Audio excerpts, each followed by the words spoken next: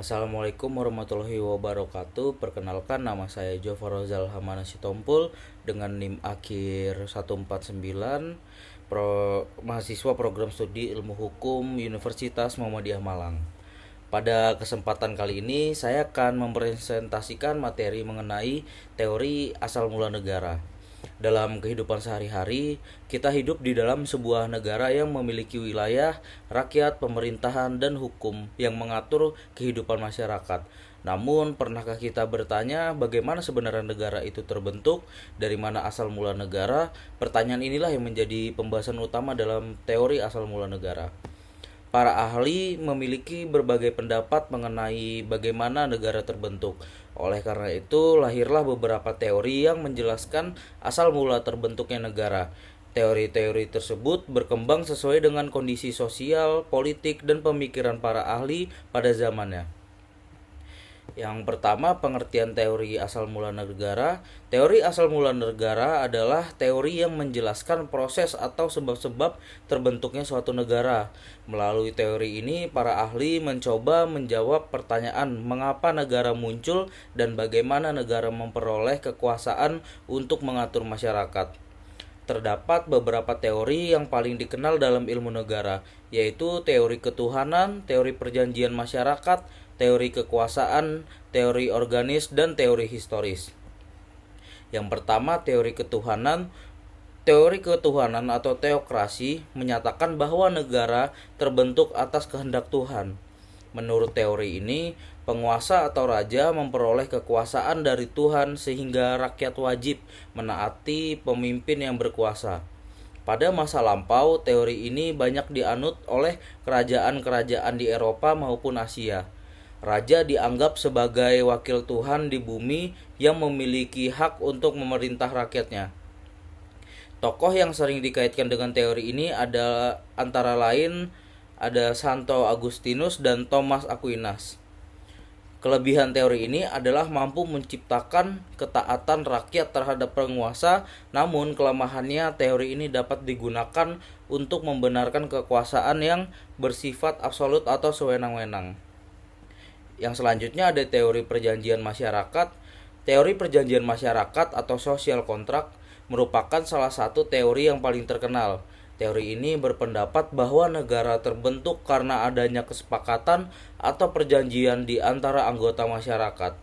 Sebelum negara terbentuk, manusia hidup bebas dalam keadaan yang disebut sebagai keadaan alamiah atau state of nature. Karena kehidupan tanpa aturan sering menimbulkan konflik dan ketidakamanan, masyarakat kemudian sepakat membentuk negara untuk menjaga ketertiban dan melindungi kepentingan bersama. Tokoh-tokoh penting dalam teori ini adalah Thomas Hobbes, John Locke, dan Jean-Jacques Rousseau.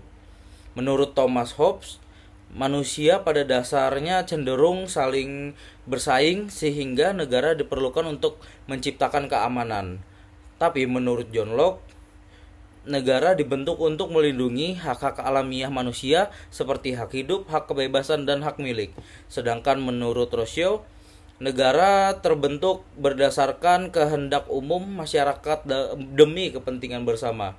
Teori ini juga menjadi salah satu dasar berkembangnya demokrasi modern yang kita kenal saat ini. Yang selanjutnya ada teori kekuasaan. Teori kekuasaan menyatakan bahwa negara terbentuk karena adanya pihak yang lebih kuat yang berhasil menguasai kelompok yang lebih lemah. Menurut teori ini, negara lahir melalui proses penaklukan atau dominasi. Kelompok yang menang kemudian membentuk organisasi kekuasaan untuk mempertahankan kekuasaannya terhadap masyarakat yang dikuasai. Teori ini banyak dikaitkan dengan sejarah, peperangan, dan penjajahan yang terjadi di berbagai wilayah dunia. Kelebihan teori ini juga adalah mampu menjelaskan terbentuknya beberapa negara melalui proses penaklukan, namun teori ini dianggap terlalu menekankan unsur kekuatan dan mengabaikan kehendak masyarakat. Yang selanjutnya ada teori organis. Teori organis menganggap seperti makhluk hidup. Negara lahir, tumbuh, berkembang, dan dapat mengalami kemunduran sebagaimana organisme hidup. Menurut teori ini, negara terbentuk secara alami melalui perkembangan masyarakat dari kelompok kecil menjadi kelompok yang lebih besar dan terorganisir. Masyarakat berkembang dari keluarga, kemudian menjadi suku, lalu berkembang menjadi bangsa dan akhirnya membentuk negara. Teori ini menekankan bahwa negara merupakan hasil perkembangan alami kehidupan manusia sebagai makhluk sosial. Yang selanjutnya dan yang terakhir, teori historis. Teori historis menjelaskan bahwa negara terbentuk melalui proses sejarah yang panjang. Negara tidak muncul secara tiba-tiba, melainkan berkembang secara bertahap sesuai dengan perkembangan kehidupan masyarakat. Melalui teori ini, terbentuknya negara dipengaruhi oleh berbagai faktor seperti budaya, ekonomi, tradisi, peperangan, dan perkembangan sosial masyarakat. Teori historis banyak digunakan untuk menjelaskan terbentuknya negara-negara modern yang berkembang melalui perjalanan sejarah yang panjang selama ratusan bahkan ribuan tahun.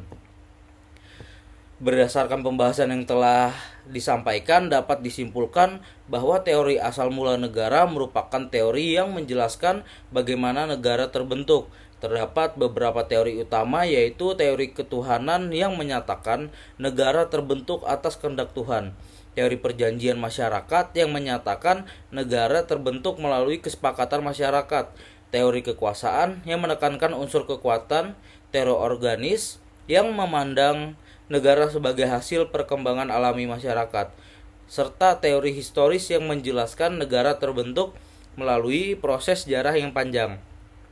Meskipun setiap teori memiliki sudut pandang yang berbeda, seluruh teori tersebut membantu kita memahami proses lahirnya negara serta perkembangan kehidupan bernegara hingga saat ini. Demikian presentasi mengenai teori asal mula negara yang dapat saya sampaikan. Terima kasih atas perhatiannya. Wassalamualaikum warahmatullahi wabarakatuh.